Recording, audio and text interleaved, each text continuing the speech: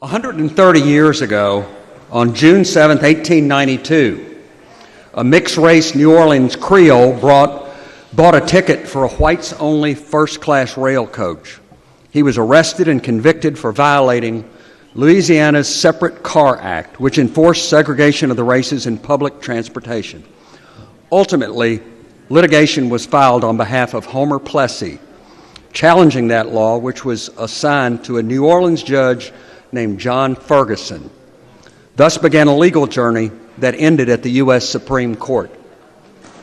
The infamous Plessy V Ferguson SCOTUS decision went against Mr. Plessy by a vote of 7-1, with the lone dissent against, quote, separate but equal, coming from a Kentuckian, John Marshall Harlan. John Marshall Harlan was descended from James Harlan, who came to Kentucky as a member of James Herod Monongahela men, settling Fort Herod along with my fourth great-grandfather, William Fields.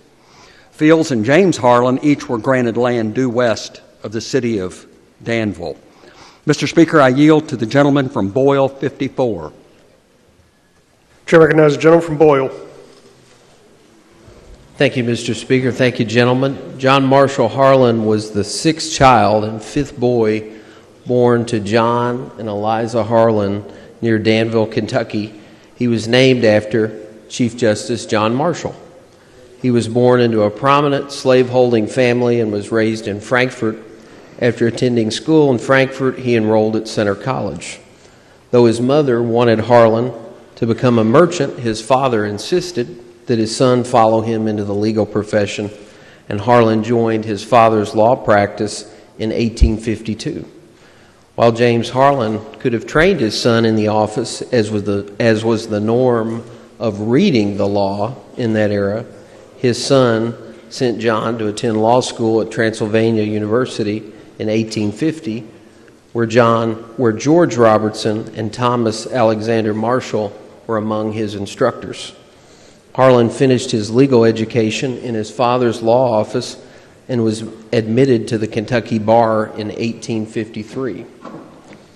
Harlan served as the Adjutant General of Kentucky for 8 years and was a member of the Whig Party. He then became a member of the Know Nothings and was elected county judge of Franklin County in 1858.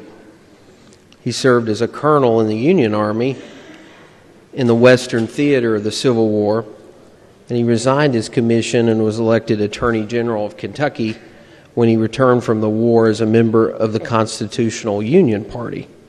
After losing a re-election campaign, he became a Republican, eventually supporting the campaign of Rutherford B. Hayes in the 1876 election for president, who subsequently appointed him to the Supreme Court. Mr. Speaker, I yield back to the gentleman from Jefferson 36. Gentleman from Jefferson 36.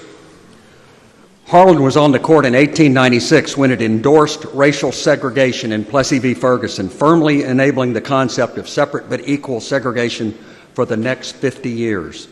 Harlan, the lone dissenting justice, strongly disapproved of the majority opinion, writing that the judgment this day rendered will in time prove to be quite as pernicious as the decision made by this tribunal in the Dred Scott case. He ruled that the 13th Amendment barred segregation in public accommodations. He believed segregation imposed badges of slavery and servitude upon African Americans. He also wrote that the segregation in public accommodations violated the 14th Amendment. He further wrote that our Constitution is colorblind and neither knows nor tolerates classes among citizens. Harlan rejected the idea that the law in question was race neutral, writing that, quote, everyone knows that the statute in question was intended to exclude colored people from coaches occupied by or assigned to white persons, adding that the law was cunningly devised to overturn the results of the Civil War. In the book, The Great Dissenter, it was quoted, his dissent was largely invisible in the white community, but it was read aloud in black churches. It was published in black newspapers. There was one link of hope for that white people might support them and see through their own eyes, said Peter Canellis, the author of The Great Dissenter. And Thurgood Marshall stated that the John Marshall Harlan decision was his Bible as he went through the civil rights cases of the 20th century. We thank God and the people of Kentucky for John Marshall Harlan.